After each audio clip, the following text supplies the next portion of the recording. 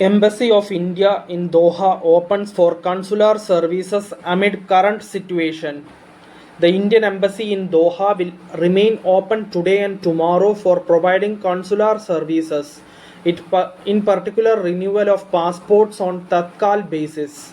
In a notice, the embassy informed that a 24/7 helpline has been made available for any assistance in view of the current situation.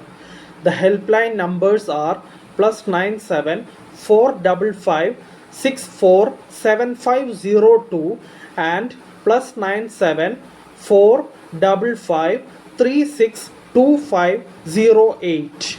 Queries can also be sent through email at cons.doha@mea.gov.in.